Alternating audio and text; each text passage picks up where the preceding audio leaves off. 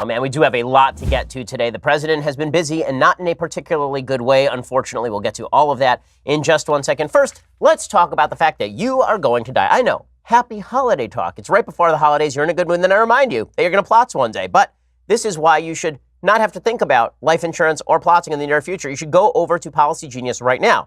You should pause whatever you're doing, go over to Policy Genius, and then go check out life insurance in minutes. You can compare quotes from top insurers to find the coverage you need at a price you can afford. From there, you can apply online.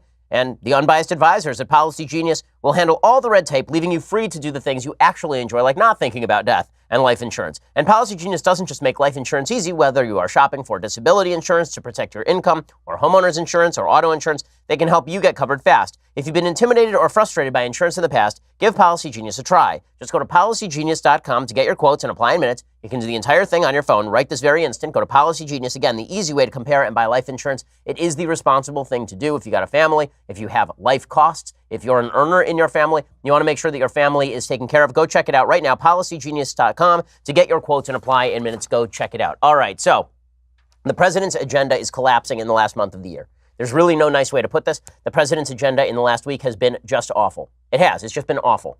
I mean, everything he has done has been something that you would have expected from the Obama administration, not something that you would have expected from the Trump administration. So, as you know, I was Luke Cold on criminal justice reform from the very beginning. I remain Luke Cold on criminal justice reform. Maybe it'll work out. Maybe it won't. It should not have been a top Republican priority to rewrite the law, to give people greater discretion to let violent criminals and nonviolent criminals out of prison. If you want to rewrite the laws in congressional fashion to actually lower the penalties for particular crimes, go ahead and do that. But simply getting rid of mandatory minimums or ensuring that wardens can let people out of jail if they deem them to be nonviolent, I have some real problems with that ideologically, even though I like a lot of the people who sponsor the bill and are appreciators of the bill. But that is the least of President Trump's concerns this week. I mean, in other minor concerns, the president, and it's not minor, the president issued an executive order banning bump stocks. Now, as you know, I've said on the program, I'm in favor of banning bump stocks. That does not mean the president has the power under the Constitution of the United States to simply issue an executive order getting rid of bump stocks. You need a piece of legislation to do that. So if you want to pass a piece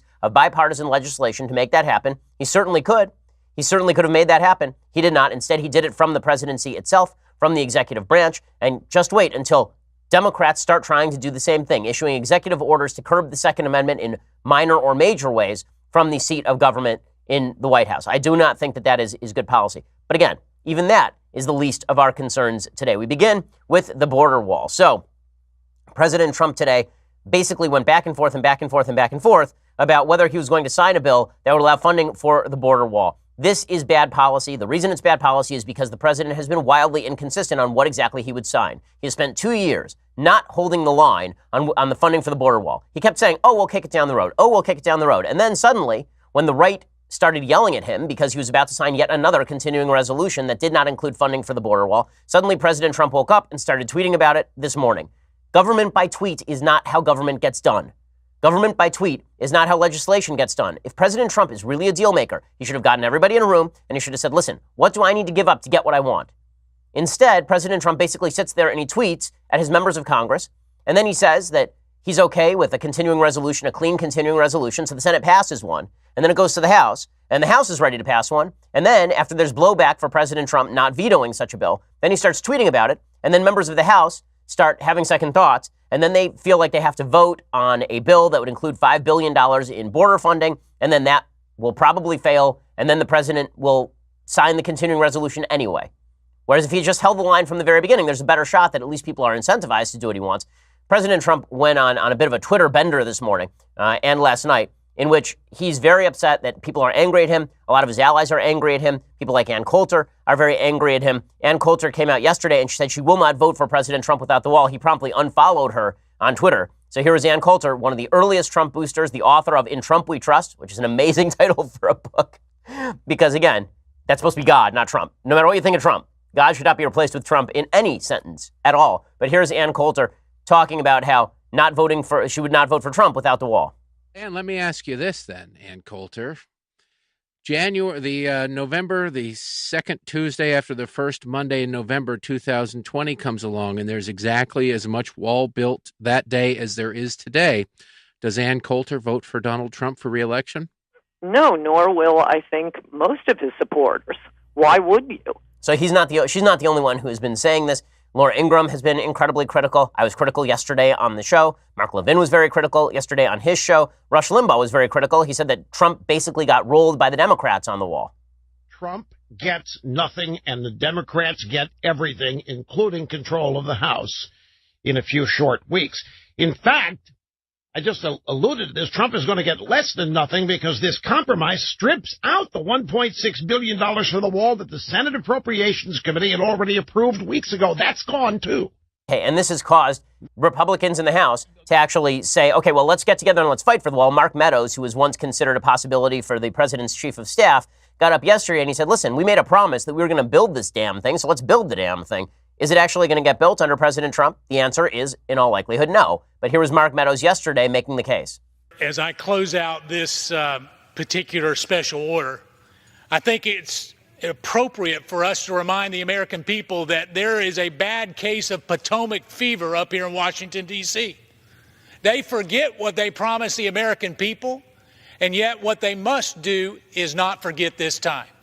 Mr. President, we're going to back you up. If you veto this bill, we'll be there. But more importantly, the American people will be there. Okay, so here's the part that I find intellectually dishonest about a lot of the debate that's going on right now. President Trump is supposed to be a strong negotiator. President Trump is the one who's supposed to be standing behind his own promises. It was President Trump who promised a wall that Mexico is going to pay for approximately 1,273,393 times during the campaign and in the aftermath. It was President Trump who's pushing that as a policy. Everyone who said, listen, we don't actually need a wall, we just need more border security, all those people were considered cucks. All those people were considered sellouts. It was President Trump who was saying we need a wall. And people like me agreed with him on that point, that we need some sort of physical barrier along the border, just like Israel has a physical barrier against terrorism in the Gaza Strip or in parts of Judea and Samaria.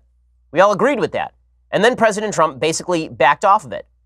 We have this weird case where everybody is so afraid of alienating President Trump that they feel like they have to kiss his ass routinely. They have to do this routine where if President Trump comes up short, it's everybody else's fault for coming up short. It's the great leader is never wrong. It's all the people around the great leader who are somehow wrong.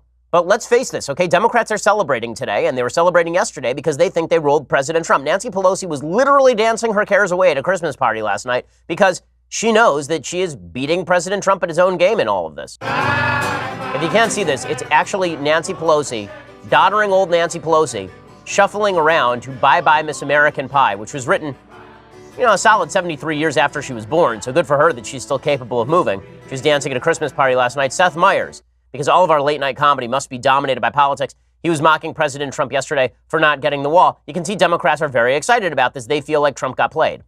Trump wanted $5 billion for a pointless border wall to enforce his racist immigration policies, but he was too incompetent to figure out how to get it. The only way Trump's ever going to get that wall is if he builds it with the portraits he bought with his charity money. The wall was just like Trump's charity, a scam that is now falling apart. One Trump associate after another is pleading guilty to federal crimes. If all these lawsuits work out, Trump might have to go live in the YMCA. Okay, so all of this is stupid from the left, but this is why President Trump should never have caved on any of this. And this kind of last-minute hemming and hawing, this whole, okay, well, now I watched Fox News, and now I'm changing my opinion back on the wall. Dude, this is not the sign of a good negotiator. Okay, read The Art of the Deal. Okay, really, this sort of unpredictability, this sort of random changing of your own position all the time, it doesn't give your congressional supporters anywhere to go. They feel like you might undercut them one day. You might actually be angry at them for backing your own agenda. I've fielded calls from members of Congress over the last 2 years who have been utterly bewildered as to where Trump even wants them to be on particular issues, especially about the border. They say, well, am I supposed to vote for this or am I not supposed to vote for this? Because Trump will come out and endorse a CR, and then everybody will be like, okay, well, I guess I'll vote for it. And then Trump will immediately undermine the same CR. There was a tweet today from a journalist saying that a member of Congress, Republican member of Congress, said they weren't going to vote for the CR until they got a tweet from the president. So we're now waiting for the president to tweet about things before we know how to vote on things, promises that he himself has been making for years on end. I mean, listen to the inconsistency in President Trump's own Twitter feed. He says, the Democrats, who know steel slats, a wall, are necessary for border security, are putting politics over country. What they are just beginning to realize is that I will not sign any of their legislation, including infrastructure, unless it has a perfect border security. USA wins. Okay, all of that is fine if that had been a consistent position. But within the next tweet, okay, a tweet separated by minutes, President Trump writes this. With so much talk about the wall, people are losing sight of the great job being done on our southern border by Border Patrol, ICE, and our great military. Remember the caravans? Well, they didn't get through, and none are forming or on their way. Border is tight. Fake news silent. So which is it? Do we need a wall? Do we not need a wall? Who the hell knows? Right? According to President Trump, the one who was pitching the wall from the outset, it depends on his bowel movements that day, apparently.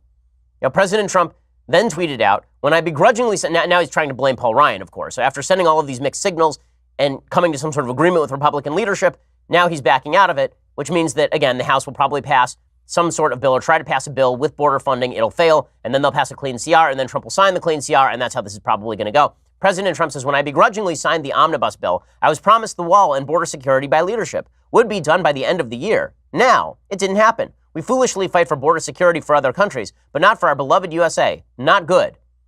Well, again, I agree with his position on border security. But does he agree with his position on border security? And why in the world? This is the guy who says that Washington is corrupt. Washington is a swamp. Washington is full of liars. So why did you buy the promises earlier this year? Doesn't that make you a fool? Doesn't it make you foolish to buy the promises that were made by legislators that were never going to be kept? Or is it possible you knew all along that these promises were not going to be kept? You went along with it at the time, and now you're fussing and blaming everybody else when it turns out that you're not capable of keeping a promise that you made to the American people and to your own supporters. No, I don't want to be this critical of the President of the United States, but it is his job to get this stuff done. This is his number one promise. I'm going to get to promises that he's made in just a second, because I keep hearing about all these promises that he's kept as President of the United States. He has kept many promises as President of the United States, but there are a few key ones he is not keeping, and those are coming back to bite him this week.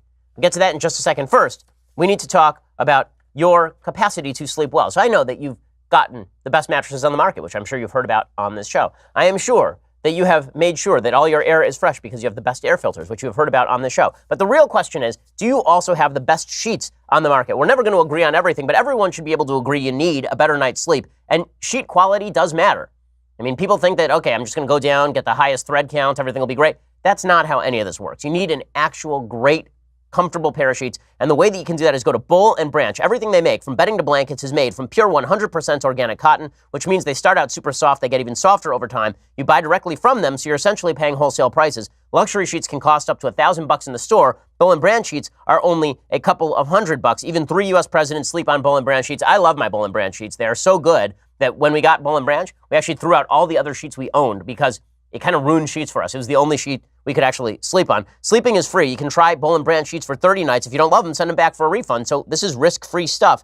To get you started right now, my listeners can get $50 off your first set of sheets at bullandbranch.com, promo code Ben. That's bullandbranch.com, promo code Ben, $50 off your first set of sheets, BOLL and branch.com, promo code Ben. Go check it out right now. Okay, so the President of the United States made a promise about the wall. He also made a promise that he was going to defund Planned Parenthood. Have the Republicans made a move to defund Planned Parenthood? Like any move? I thought that was a key promise of the Trump administration. We've had Congress. Republicans have now controlled the House of Representatives. They controlled it continuously from 2010 to 2018, and they were unable to pass a single budget that did not include funding for the mass abortion clinic Planned Parenthood. Okay, they've controlled Congress from 2010 to 2018. Every single appropriations bill has funded Obamacare. Every single appropriations bill has failed to fund a border wall. Every single appropriations bill has funded all of the Democratic priorities. This is a failure of government. And when the president is the president, at least the House could say, okay, Obama's not going to sign anything that we pass, so we have to pass something or the entire government shuts down. When you run the Congress and the president is the president, don't you have an obligation to at least try? Don't you have an obligation? Doesn't President Trump have an obligation to get in a room with Republicans and maybe some Democrats and try and cut a deal? Isn't this something the president ought to be trying to do as opposed to sitting there and tweeting? He's the great deal maker, so make a great deal. Now listen, I'm not sanguine about the fact that Democrats are radically intransigent on the wall. They are, of course. But the president also has the bully pulpit. The president has the capacity to go out and rip on the Democrats' willingness to expose America to insecurity simply because of their own arrogance and multicultural nonsense. President Trump could do that every single day. Has he done that? No. He's gone to campaign rallies and he said the same stuff over and over, but has he made a national address to the nation about the necessity for a border wall? Has he used the power of the presidency to push for stuff? He has not. And then we're surprised when the promise doesn't get kept? It's just not good stuff. It's not good stuff from the President of the United States. I'm disappointed. A lot of his supporters are disappointed about the wall. And again, I'm not going to blame that on the Senate when he told the Senate to go ahead and make all of this happen without border funding. So what's happening right this second is that a bunch of people are going to the White House to meet with the president. Apparently, it's Paul Ryan and Kevin McCarthy and Mark Meadows and Jim Jordan. They're also going to the White House to try and negotiate with the president over all of this. And what they are basically saying now is that maybe they're going to cut a deal with the Democrats where the Democrats agree to wall money and the White House and GOP fund the Gateway Tunnel, which is obviously a big project for New York Democrats. We'll see if this is something that, if that happens, then good. I mean, but that's not going to happen. Democrats are not going to make that sort of a deal. Okay, well, we'll get to more failures in just 1 second. Apparently, Sarah Sanders is now saying the president is having a meeting with Republican House members at noon today. At this moment, the president does not want to go further without border security, which includes steel slats or a wall. The president is continuing to weigh his options. So we'll see how this plays out. The president should stand strong, even if it's belated. Okay, meanwhile, the president was involved in a giant fail today with regard to Syria. Okay, his Syria policy is just a disaster area. The president said yesterday that he was going to pull American troops out of Syria, and then he went on his Twitter and he issued a statement about it. The statement that he issued is, I mean, frankly, it's egregious. So he says, getting out of Syria was no surprise. I've been campaigning on it for years, and 6 months ago, when I very publicly wanted to do it, I agreed to stay longer. Russia, Iran, Syria, and others are the local enemy of ISIS. We were doing their work, spelling there incorrectly. Time to come home and rebuild, #MAGA. Okay, well, actually, Russia, Iran, and Syria are not the local enemy of ISIS. They've used ISIS as a rationale for upping their troop presence in Syria. They have no interest in actually getting rid of ISIS. It provides them the international excuse for being there and pursuing their own priorities. Everyone who knows anything about Syria understands this. The Turks have been telling the United States to get out of Syria so they can go in and murder the Kurds. Honestly, if I'm Kurdish, I'm wondering how many times can I just get screwed by the United States? George H.W. Bush promised that we were not going to abandon the Kurds to the whims of Saddam Hussein, and we promptly abandoned the Kurds to the whims of Saddam Hussein. The Clinton administration promised the same. Nothing happened to protect the Kurds. The Bush administration promised that we were going to protect the Kurds in Iraq, and then there was a precipitous pullout by Barack Obama that left the Kurds in the middle of nowhere, basically. And now the Trump administration had promised solidarity with the Kurds, and they're pulling out so that the Turks can go in and slaughter the Kurds. Like, if you're the Kurds at this point, you just got to think, who the hell am I supposed to trust out here? So we're pulling out. And to pretend, by the way, that this pullout is militarily beneficial to the United States is asinine. As I mentioned yesterday, having a couple thousand troops in Syria to at least maintain status quo makes a lot of sense. And for folks, well, why don't we just pull out and hand it over? That vacuum is filled by somebody, so it'll be filled by Iran. Okay, so Iran will fill the gap. And now you will have more missiles flowing into Syria, leading to the possibility of a serious conflagration with its neighbors Jordan and Israel. Or you will see more mass slaughter by the Assad regime, leading to mass immigration into Europe, which will change the face of politics over there and lead, presumably, to the possibility of further terrorism in Europe itself, because sometimes terrorists hide among the refugees. Right? Or you will see Turkey increase its sway in the region. Turkey is a nasty imperialist power at this point under Recep Tayyip Erdogan, who's an Islamist thug. Okay, all of this is just bad policy, and the president is making political policy by tweet.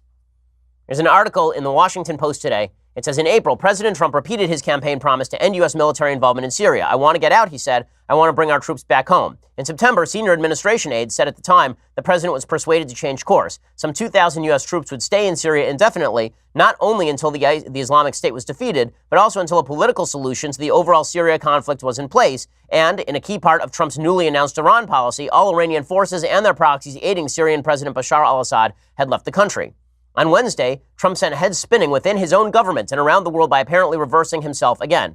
And by the way, I can tell you that folks in the White House are confused about this. His decision was made on Tuesday, according to people familiar with the issue, following a small meeting attended only by senior White House aides and secretaries of defense and state, most of whom, if not all, sharply disagreed. We have defeated ISIS in Syria. My only reason for being there during the Trump presidency, Trump announced in a Twitter post early the next morning.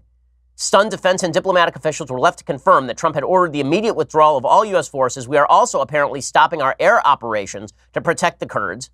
According to officials in Reuters, U.S. President Donald Trump's order to withdraw U.S. troops from Syria also signifies an end to the U.S. air campaign against ISIS there, U.S. officials told Reuters on Thursday, speaking on condition of anonymity. An end to the U.S. air war will likely heighten fears that ISIS, which has lost almost all the territory it once controlled, could be given space to regroup. And this notion, by the way, that ISIS is completely defeated is sheer crap. It's just not true. And the fact is that when Barack Obama idiotically declared ISIS the JV squad, there were like 700 members of ISIS who promptly took over half of Iraq. Right now, there are 20 to 30,000 active members of ISIS in Iraq and Syria, according to Trump's own Pentagon. Coalition officials say the numbers are inflated, but two other reports by the UN and CSIS independently came up with roughly the same estimation, according to Rukmini Callimachi, who's a correspondent for the New York Times, who covers ISIS. President Trump in his own Twitter feed basically acknowledged that ISIS has not been defeated, saying that Russia and Iran and Turkey were going to take on ISIS now. So they've been defeated, but they're still going to be fighting ISIS. You have to explain that one. Well, in just a second, I'm going to get to President Trump's statement on Syria. He made an open statement about Syria that is really pretty egregious. Honestly, I'm sorry to be such a downer right before the Christmas break, but the news is what the news is. First, let's talk about your air quality. Around the country, millions of Americans are turning up the furnace for the first time and then spending a week freezing at night. Why? Because they neglected to change out their air filters and their system failed. This costly mistake is completely avoidable by regularly replacing the air filters at filterbuy.com, America's leading provider of HVAC filters for homes and small businesses. You ever at home, and you turn on your furnace, and you just start coughing because you haven't gotten rid of those air filters, and you never thought about the air filters until I reminded you right now you should think about your air filters? Well, if you actually want to breathe clean air in the middle of the winter, maybe you should think about changing those air filters with HVAC filters from filterbuy.com. You can choose from over 600 sizes, including custom options that ship free within 24 hours. And for those of you who like to kick the can down the road, FilterBuy will give you 5% off your order when you subscribe for auto replacement. You'll never forget to change your filters ever again. This is so much easier than going to the hardware store, having to special order filters. Plus, they work great. They're made in America. We use FilterBuy.com at the Shapiro home. We use it at the office here at Daily Wire. FilterBuy will save you time and money and help you breathe better. That is FilterBuy.com. Again, FilterBuy.com. Tell them that I sent you. Tell them the Shapiro Show sent you. FilterBuy.com. FilterBuy.com. Breathe cleaner air and save money. And by the way, they'll arrive on a regular schedule if you order them that way. So go check them out right now. FilterBuy.com. So President Trump issues a video yesterday on his Twitter feed all about his policy in Syria. And here is what he had to say. We've been fighting for a long time in Syria. I've been president for almost 2 years, and we've really stepped it up. And we have won against ISIS. We've beaten them, and we've beaten them badly. We've taken back the land. And now it's time for our troops to come back home. So our boys, our young women, our men, they're all coming back, and they're coming back now. We won, and that's the way we want it, and that's the way they want it. Okay, then when he says that that's the way they want it, and he points to heaven, as though the soldiers who served in Syria would definitely back his policy, this is something that politicians are not allowed to do. You're not allowed to do this. It was bad when Obama did it. It's bad when Trump does it. You don't get to say what the soldiers really want is to come home. I'm getting letters from soldiers today. I'm getting letters from people who served in Syria, and they're saying we're abandoning our Kurdish allies. These are people who have fought with us, alongside us, saving American lives, fighting next to us in these places. They're saying we are abandoning this country. We're abandoning our mission. Not only are we abandoning our mission, we're actually exposing the West to greater threat because as ISIS gains power, they don't just stay there. How many ISIS attacks have we seen in the West over the past 7 years since Barack Obama finished his pullout from Iraq?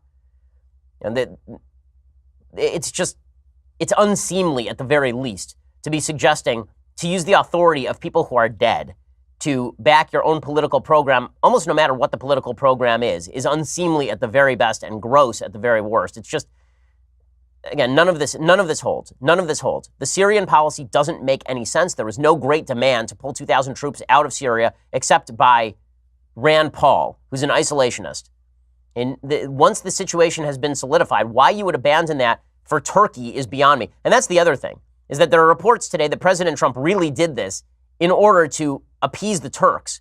That basically he had a phone call with the Turks, and the Turks said, you know what, why don't you withdraw? And President Trump was like, you know what, why don't I withdraw?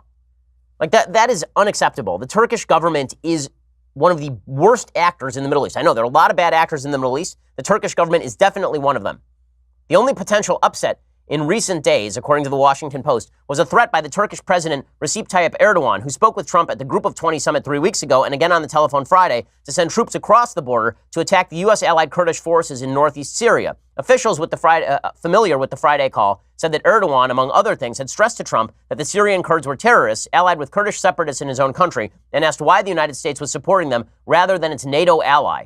The answer is, of course, that Turkey never should have been part of NATO. It was a joke to make Turkey part of NATO. It was never a westernized country. And the idea that we were going to bring Turkey into NATO and now make their defense our mutually defensible position, that if they are attacked by the Kurds or something, that the United States has to get involved, is amazing.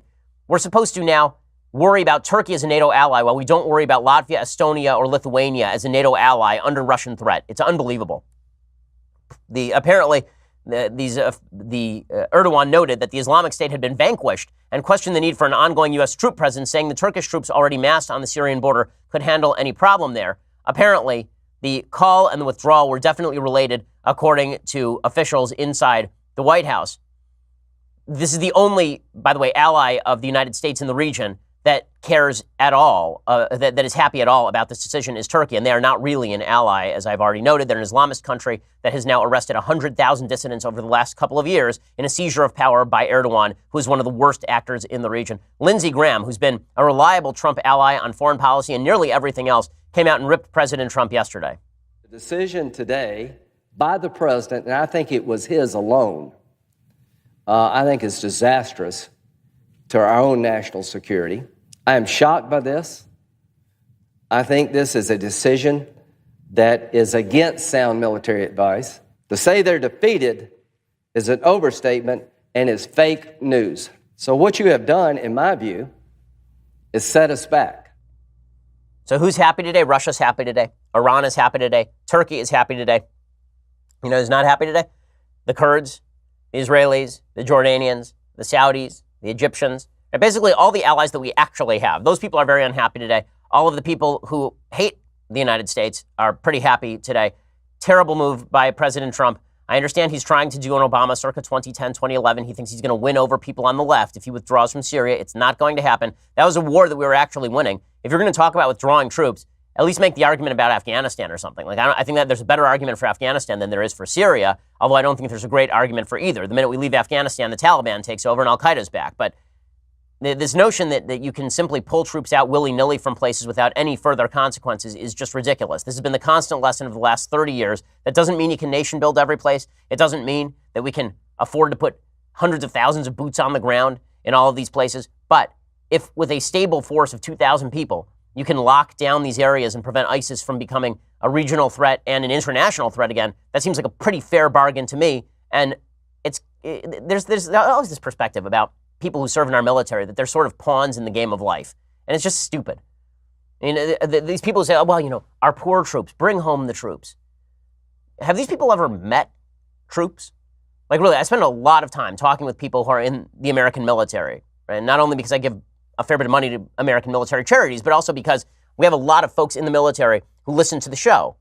These people are not joining up because they are desperate to serve on a base in Georgia. These people are joining up because they want to protect and defend the United States. So the question should not be, what is the safest place for our troops? It should be, where are our troops best utilized to keep the American people safe? And our troops know that. That's why they join up in the first place. To say less is to denigrate their patriotism in joining up. They didn't join up just for the college benefits. Our troops joined up because they did something more patriotic than I would do or most people in my audience would do. They joined up because they want to protect and defend the United States. Understanding that we have civilian control of the military here in the United States and understanding that threats to the United States are ever present. Members of the military I've talked to over the last 48 hours think that this is cowardice. They do. And I think that the president's retreat on the international stage is not restricted to Syria. I mean, listen to this story today. It's just a very bad week for news for the Trump administration. According to the Associated Press, North Korea said Thursday it will never unilaterally give up its nuclear weapons unless the United States first removes what Pyongyang called a nuclear threat, which means what they really want is for the United States to remove all troops from the Korean Peninsula, which is never going to happen. The surprisingly blunt statement jars with Seoul's rosier presentation of the North Korean position. That's because Seoul, South Korea, has what we call a sunshine government, which is dedicated to some sort of rapprochement with the North Korean government, but that doesn't mean the North Koreans are actually attempting to make a deal. I said this when President Trump held his summit with Kim Jong-un. I said either this is the most brilliant diplomatic maneuver of all time or it's utterly stupid. And the North Koreans are the North Koreans. The Kim regime over there has been utterly consistent in what they do. They lie to the West for concessions, and they go right back to developing their nuclear weapons. The latest from North Korea comes as the United States and North Korea struggle over the sequencing of the denuclearization that Washington wants and the removal of international sanctions desired by Pyongyang. The statement carried by the North's official Korean Central News Agency also raises credibility problems for the liberal South Korean government. In other words, just like Barack Obama made a huge mistake in trusting the terrorist regime in Iran. So, they'll keep their promises. They're moderating. They're nice. It turns out terrorist regimes, rogue regimes, don't really have a habit of doing that. And if they want to moderate, you know what they can always do? They can do what Muammar Gaddafi did before we killed him. Right? They can hand over their nuclear weapons scot-free. Nothing's stopping them from doing it right now. Iran, if it wanted to join the family of nations, you know what it would have to do? Just join the family of nations. That's all. If North Korea wanted to join the family of nations, all they'd have to do is join the family of nations. Nothing is stopping them. This idea we have to negotiate for them to do the right thing is insane.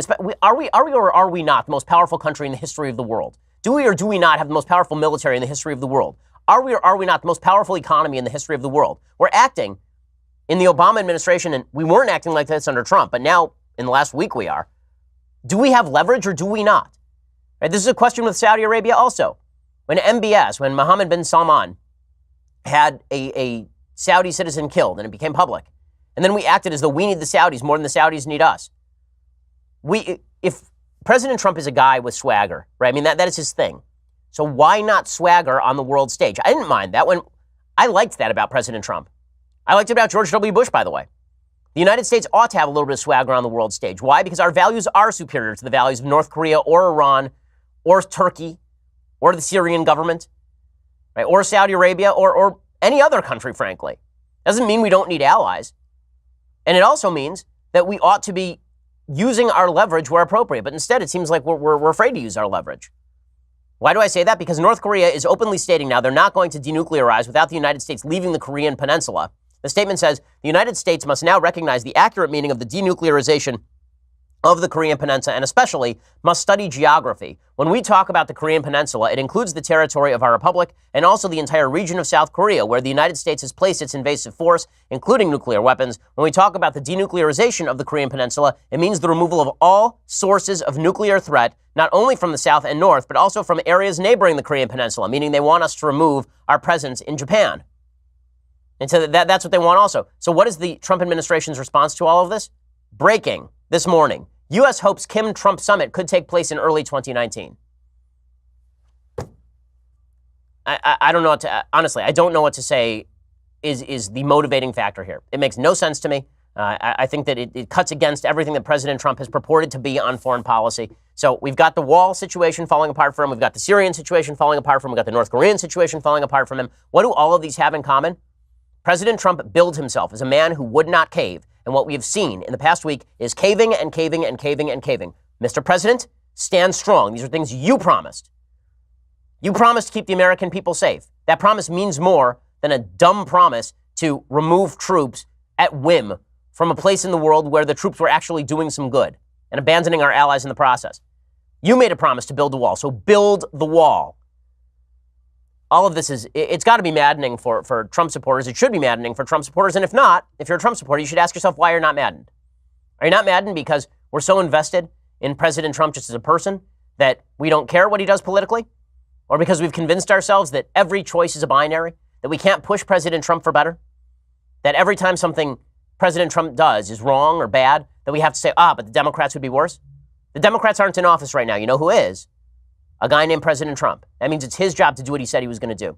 I have a couple more notes about this, and then I do want to get to the latest on the Trump legal barrage, the Mueller investigation coming after President Trump. Again, very bad week for the president. We'll get to all of that in just one second. First, go over to dailywire.com and subscribe. For $9.99 a month, you can get a subscription to Daily Wire. When you do, you get the rest of this show live. You get the rest of Andrew Klavan's show live, the rest of Michael Knowles' show live. You get to ask questions on shows like The Conversation that we had yesterday, which was really a lot of fun. Also, coming in January, 2 additional hours of the Ben Shapiro show happening every single day. And I think you will enjoy it. But you can only get that behind the paywall if you are not listening live on radio. So go check that out as well. We'll also be doing some fun stuff, like occasionally taking questions during the actual radio show, during the breaks. So we'll be doing all sorts of fun stuff in the very near future. Go check that out right now. Subscribe for $99.99 a month. For $99 a year, you get this, the very greatest in beverage vessels, the Leftist Tears hot or cold tumbler. I know, I need to sip it to cool down today. I'm a little bit hot today. But the good news is, just as I hold this, the calm begins to flow through me once again. Go check it out, the Leftist Tears hot or cold tumbler. Please subscribe over at iTunes and YouTube. Please leave us a review. We always appreciate it. We are the largest, fastest growing conservative podcast in the nation. So another bad news for President Trump. The Mueller investigation is continuing forthwith. Roger Stone apparently still under serious scrutiny by the Mueller office. Now, why does that matter? Because the Mueller investigation has basically come up with its theory, I think. And its theory is that President Trump was being funneled information via a radio talk show host to Jerome Corsi, to Roger Stone, to President Trump. And so now what they're trying to figure out is whether Roger Stone lied in his House Intelligence Committee statements when he suggested that President Trump was never informed that WikiLeaks was going to dump information about Hillary Clinton and that WikiLeaks was a Russian front group. According to the Washington Post, Special Counsel Robert Mueller asked the House Intelligence Committee on Friday for an official transcript of Trump advisor Roger Stone's testimony. According to people familiar with the request, a sign that prosecutors could be moving to charge him with a crime. It's the first time Mueller has formally asked the committee to turn over the material the panel has gathered in its investigation of Russian interference. Legal analysts say that Mueller may be ready to indict him. Roger Stone says, I don't think any reasonable attorney who looks at it would conclude that I committed perjury, which requires intent and materiality. Okay, well, in the past, perjury charges have not always included. Stone is not completely wrong on this, but it is quite possible that what Mueller is actually trying to do is indict Roger Stone for perjury and then turn on President Trump and then turn on Stone and say, Roger, you're going to do 27 years in jail, or you're going to admit that President Trump told you to lie to the House Intelligence Committee and tell you to suborn perjury. That's basically what the Starr investigation did with Monica Lewinsky to come up with the suborning perjury charge against President Bill Clinton back in 1998 and 1999. So we will see how the Mueller investigation goes about its business in this area. Now, meanwhile, it is amazing. With the Republican Party experiencing all of these difficulties, it's easy to forget the Democratic Party has been engaged in similar corruption, worse corruption in some cases, and manipulation. This is an amazing story that basically the Democrats were manipulating a race in Georgia. So here is the story from the New York Times. As Russia's online election machinations came to light last year, a group of Democratic tech experts decided to try out similarly deceptive tactics in the fiercely contested Alabama Senate race, according to people familiar with the effort and a report on its results. So while the Democrats are whining that the Russians were putting up fake Facebook pages with fake news, the Democrats were doing exactly the same thing on Facebook and Twitter in the Alabama Senate race that Roy Moore ended up losing. The secret project, according to the New York Times, carried on Facebook and Twitter, was likely too small to have had a significant effect on the race, in which the Democratic candidate it was designed to help, Doug Jones, edged out the Republican, Roy Moore. But it was a sign that the American political operatives of both parties have paid close attention to the Russian methods, which some fear may come to taint elections in the United States. Well, a couple of things. One, this is an overread of Russia. Okay, trolling has been happening online as long as I've been online. This is nothing new. Two, look at how the New York Times covers that, right? So when the Democrats engage in deceptive activity on Facebook and Twitter in an attempt to suppress Republican votes in a senatorial election, then the New York Times notes that the secret project was likely too small to have had a significant effect on the race. When the Russians issue like a few Facebook posts that reach a minute number of people, I read you the statistics the other day, then it swung the entire election. Don't worry, folks. There is no media bias at all. Speaking of corruption, we've been hearing nonstop about corruption when it comes to all of the Republican moves in North Carolina's 9th congressional district, the hiring of a particular person who is known for sort of stuffing ballot boxes. Now it turns out in that investigation, that person has worked for both Democrats and Republicans, was working for Democrats in 2016, and nobody seemed to care. And I love that this story is flying completely under the radar, but in California, where a bunch of late-breaking House races went for the Democrats, and everybody said, no, can't be voter fraud. That would be impossible. That would be impossible, even though California does have rules that allow people to go and ballot gather, meaning you can go to people's houses and pick up their absentee ballots for them. The possibilities of fraud are rife. How rife are they? According to the Sacramento Bee, California's Department of Motor Vehicles confirmed on Monday that its director, Gene Shiomoto, will retire after 3 decades with the department and a tumultuous final year. Why exactly is she resigning? Well, she's resigning because the department struggled to implement new laws this year, including the state's motor voter program, which launched earlier this year to automatically register people to vote when they visit the DMV. The department announced in September it had improperly registered thousands of Californians through the program. Thousands of Californians were registered improperly by the DMV under state law in the state of California. No possibility of fraud, though. We've been told voter fraud is the only thing that happens when Republicans suborn it. But when Democrats are involved in the possibility of voter fraud, when the laws make it easier to commit voter fraud, then we're crazy. We're trying to suppress the vote if we mention all of these things. The DMV has also faced increased challenges with issuing federally mandated real ID cards, which are required by October 1st, 2020 for people who want to board airplanes and enter other federal facilities without a passport. Secretary of State Alex Padilla said last week, Shapiro had lost my confidence and trust and called on Jerry Brown, the governor of California, and Governor-elect Gavin Newsom to promptly appoint new leadership at the DMV.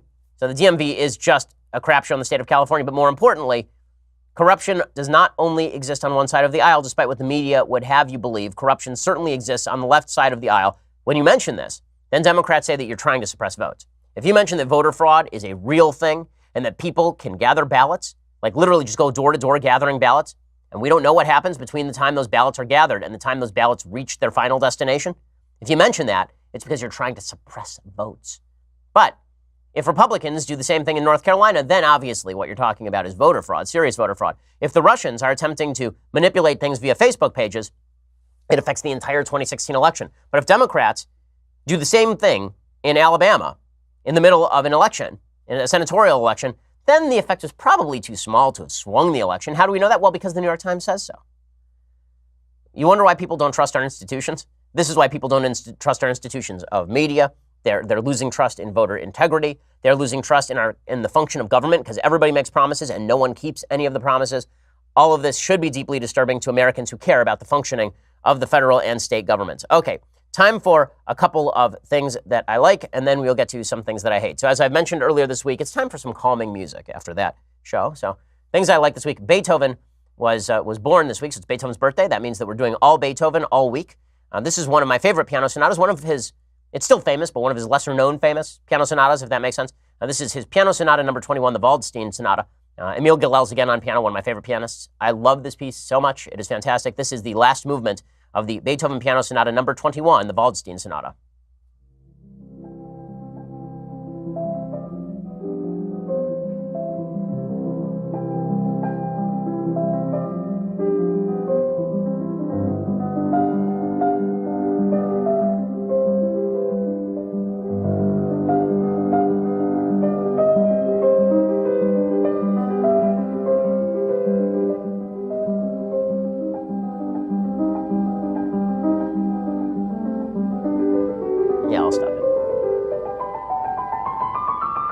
Okay, so I mean, it's beautiful music. I love it.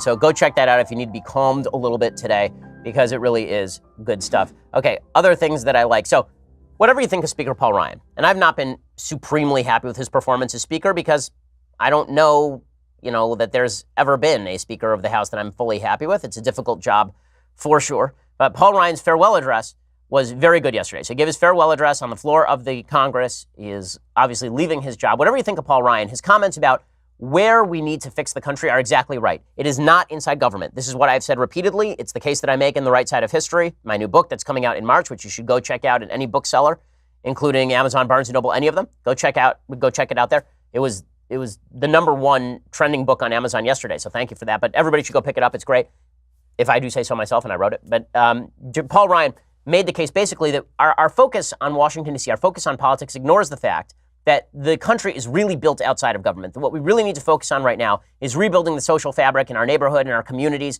That's the way that things are going to get done, not by relying on some great God king in Washington, D.C. of either party to magically fix your life. Here's Paul Ryan talking about it.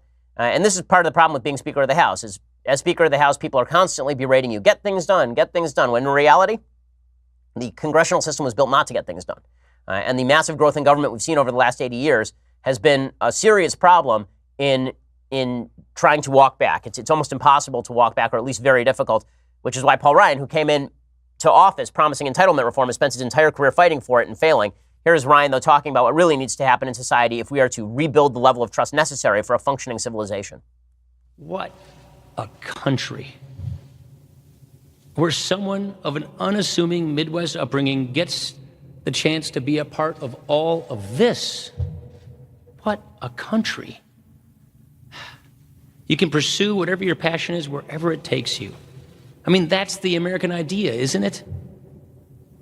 The condition of your birth isn't your destiny. Your struggle isn't your destiny. It's part of your journey. Okay, so, that sort of hope is good. His speech is very good. Again, whatever you think of Paul Ryan, the message that we all need to, figure out our community and that's where real growth begins. That, of course, is exactly correct. That's a conservative position, because what the left would have you believe is that there are only two modes of living. One is as an atomized individual, and two is through the great collective of government. What the right has always said is that the actual way of living goes like this. You as an individual, your family unit, your community, your state, and then finally the federal government. When it comes to where you should be putting your trust, the last place you should be putting your trust is in the federal government. Okay, time for some things that I hate. Okay, so thing that I hate, number one. So Jack Phillips of Masterpiece Cake Shop is just getting destroyed by the state of Colorado. It's disgusting. So there's some vindictive piece of garbage human who's decided they're going to go into this Christian baker shop and they're going to ask him to bake every offensive cake they can think of. So they've already asked him to bake a cake for a same-sex wedding, and he said, no, I can't do that because I'm a Christian. And then they sued him, and he lost hundreds of thousands of dollars. And then it went all the way up to the Supreme Court, and the Supreme Court sort of said, well, he gets to bake whatever cake that he wants. It's artistic expression. But the ruling was very narrow. So now they want to drag him back into court because what they want to say is that he's still discriminating. What the Supreme Court said in the first case is that he's not allowed to discriminate, but the state of Colorado also can't be discriminatory in how it applies the rules, and obviously they had animus for this particular guy. So what the people who are going after Jack Phillips now want to do is allow the state of Colorado to show no animus but punish Jack Phillips. So now they're doing the same thing. The same jerks are coming back to Jack Phillips' bakery, and now they're asking him to bake a gender identity transition cake. He's a religious Christian, and he says, no, I won't do that. So now the state of Colorado is cracking down on him again. This is a fascist mindset. You got to make people do what they don't want to do, or they're bad people. And this is the local news reporting on it. Colorado baker who won a victory in the Supreme Court when he refused to bake a cake for a gay couple on religious grounds has a new legal battle on his hands. The Colorado Civil Rights Commission recently ruled that Jack Phillips had discriminated against a transgender woman. They say Phillips refused to bake a cake for the woman who wanted one with blue frosting and a pink interior. The commission has made it clear that it is intent on punishing Jack Phillips. Other cake artists are allowed to decline messages that they don't want to communicate, but when Mr. Phillips does it, they come after him.